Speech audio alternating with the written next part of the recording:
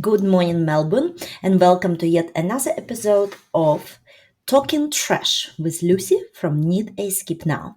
Today, we find ourselves in Melbourne lockdown, still, lockdown 6.0, and one of the things that a lot of Melbournians and Victorians do during these lockdowns is clean out their houses. One of the other trends we have noticed is actually, according to newspapers, there is a mass exodus of people from the city into the rural areas so that people can have bigger houses, bigger spaces to work and live during lockdowns. And inevitably, with every move or every clean out or anything that involves shifting your accommodation, there is a major cleanup involved and also a major throw away of rubbish. So, we would like to touch upon one of the most frequently asked questions that people tend to be confused about, and that is how does council hard waste removal work, and comparing how to get rid of your waste if you're considering council's hard waste removal versus hiring a skip bin. We will start by looking into what is actually council's hard waste collection is, because there is a lot of misconception and confusion about it. The reason there is a lot of confusion about it is because there is absolutely no consistency between the councils. In Melbourne, we have tens or almost close to 100 different councils, and dealing with councils as a skip bin hire company, we can see that even when we're talking about permits for skip bins, there is a massive inconsistency between the rules. All councils are as different as, day and night. And therefore, it can be very confusing, especially if you already lived in one council area and then you have moved to another council area. You need to understand the hard waste collection again from the start, because rules do change and do differ greatly. So first, we will just address this topic in general. Across all councils, what is the concept of hard waste collection? So the concept of that is, let's go first to the definition of hard waste by the Department of Sustainability. So the definition is hard waste collection is a waste disposal and recycling service for items which are too large to dispose of through regular household waste disposal. In other words, you cannot fit it into your yellow bin, or you cannot fit it into your red bin or green bin, and therefore council gives opportunity to its residents to get rid of the bulk items a few times a year. Most councils provide, as we discussed, at least one annual collection, and one such council is City of Melbourne. They indeed only provide one scheduled collection per year. Some councils provide way more than one collection. For example, City of Glen Eira, one of the more generous councils when it comes to waste disposal. And now let's have a look. What are the items that you can actually dispose of using this council collection? One of the common examples is white goods, for example, washing machines, fridges, microwaves. Then there is e-waste, such as old TVs, old computers, printers that are no longer working. Then there's good old mattresses. That's one of the common items that is really good to dispose of during council collection, because mattress is one of those non-recyclable items that even when we collect it in a skip bin, there is a surcharge per mattress. Therefore, if you do have scheduled council collection, or you could book one, I always encourage people to get rid of mattresses through council if you don't want to pay extra. Then some councils do accept small rugs, which are rolled into certain sizes. And each council will give you a guideline on the size overall they would accept. There are old bikes, you could get rid of barbecues, some scrap metal within reason, some pieces of timber again within certain size, and paint but dry paint tins with lids off.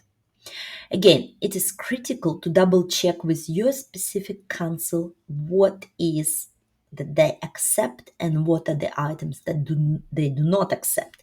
And even if they do accept the items, you need to double check the absolute lengths of the bundle allowed, the weight of it, and the measurements.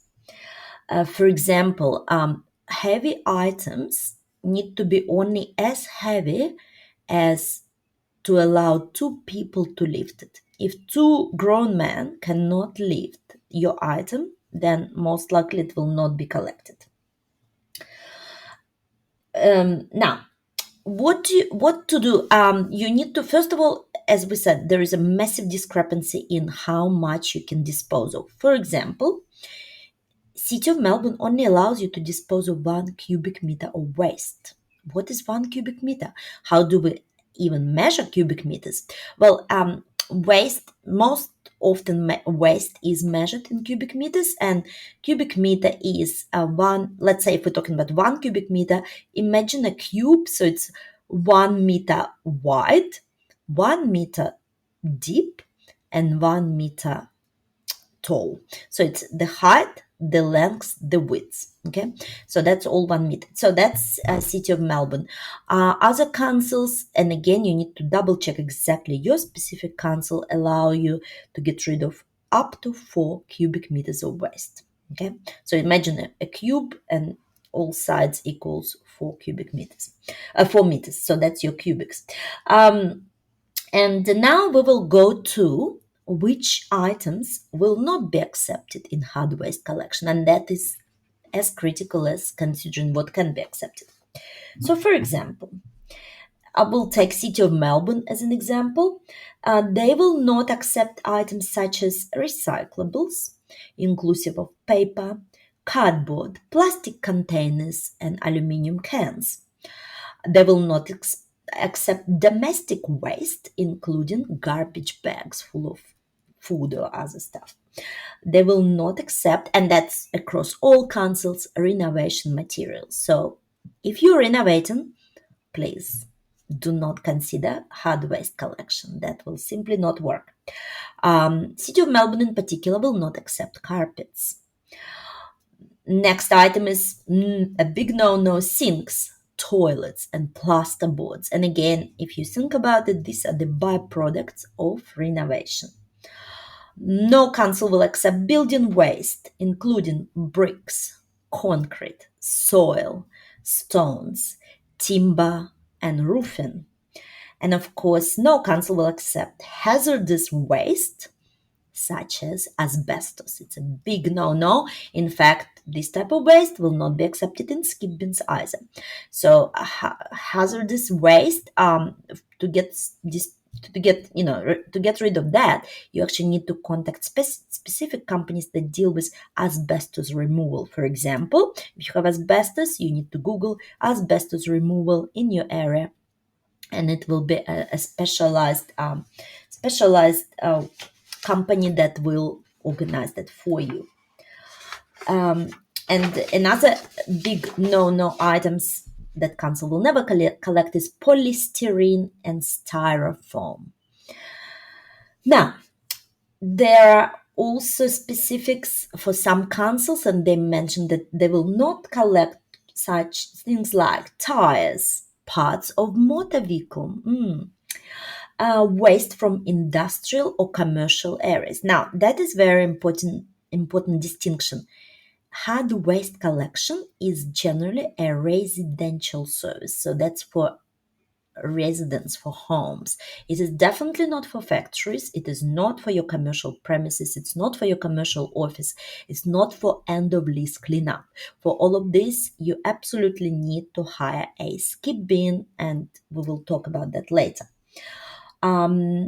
Another item that you should not be putting in hard waste collection are batteries of any type, unwrapped or broken glass, any items that is longer than 2 meters or too heavy for two people to lift, as we've already mentioned. So it's the length of the item and also how heavy that is. Also, if you're disposing of some green waste, such as branches, they all need to be tied up according to your council's regulations. So untied branches will simply not be picked up. And obviously, timber, tree stumps, or roots will also not be picked up. So, there seems to be a lot of limitations, but yet we need to consider all the positives of hard waste collection because, one of the major positives is that it's offered for free. So, of course, you need to learn how to take advantage of that service so that at least some of your waste can be disposed of for free. Now, let's look what are the cons of hard waste collection. All right, first, there is a limited number of collections per annum per year. So it also depends on the council that you live in. Step one, you need to jump onto your council's website and you need to check exactly what they offer to you. How many collections per year, whether it's only council's allocated collection or in addition to or instead of, you could also book collection specifically for your property. You can book it online in some councils, in others you might have to call them. So one of the most generous councils, as we've already mentioned, was City of Glenira. City of Glenira offers up to 9 collections per year, which are broken down into 3 categories. So they offer 3 collections for hard waste rubbish, which we've already discussed. They also offer 3 collections for bundled branches and 3 collections for bulk cardboard. Be very careful with cardboard. While Glenira accepts it, other councils might not. Now, so first is limitation of collections, especially if you're in the city of Melbourne, you only get 1 collection and you only get 1 cubic meter. So that is extremely limited if you're moving houses or if you are doing a major cleanup or if your parents are going into the retirement village. So you need to consider your project and see how this council's collection fits into your plans. Second, what the other cons are: limited amount of waste that can be disposed. As discussed, maximum is 4 cubic meters. So your council could be sitting anywhere between 1 cubic meter and 4 cubic meters. The number 3 cons is limitation in the size of rubbish you can dispose of. As we discussed, the lengths of some materials, packaging and bundling requirements. So requirements are strict. You need to really adhere to them if you want your rubbish collected from your nature strip. And number 4 cons is limitation of the type of waste you can dispose of through council collection, because really it's only a handful of items that you can dispose. And generally it's white goods and old furniture. That's the general rule. Now, just remember, no renovation or building materials or other items are allowed, apart from green waste, which is yet again has limitations of size and how often you can dispose of it. Now, but what are the pros of hard waste collection? And of course, number 1 pro of hard waste collection, it's free. It's free. So who wouldn't want a free waste collection? All right. Second, some councils allow you to do it more than once a year, which is an added bonus. And some councils allow you to book it online. So we do have to consider, while there is a lot of cons, there are 3 major pros of hard waste collection. And now we're comparing it to hiring a skip bin. What are the pros of hiring a skip bin? Well, skip bin, for starters, can be booked any time of the year, any day of the year, depending on when you need a skip bin for. For example, with our company, Need a Skip Now, skip bin can be booked online 24/7 and it will arrive the next day, provided it's not Sunday.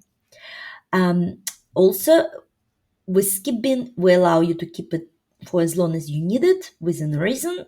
We do not put caps depending on where it is. If it's in your driveway, keep it until you feel it. That's our policy here.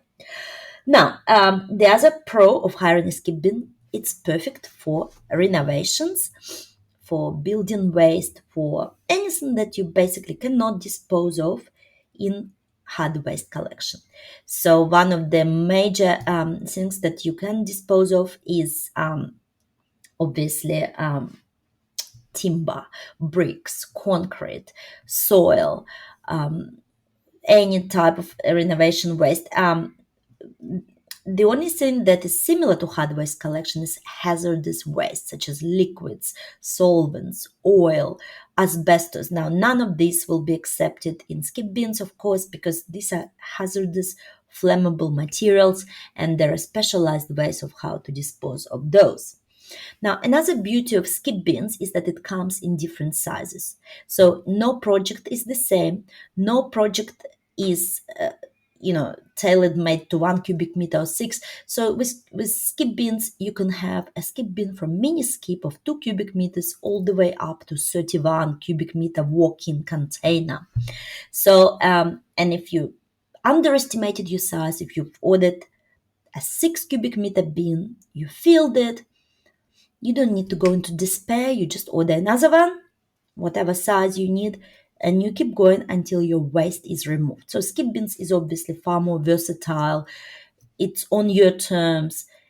It also comes with different waste types, so you can actually save money depending on what waste type you order. For example, if you have an immense amount of cardboard because you've just moved house and you unpacked, then you can just order a skip bin, a mini skip for cardboard only, and that will be very cheap.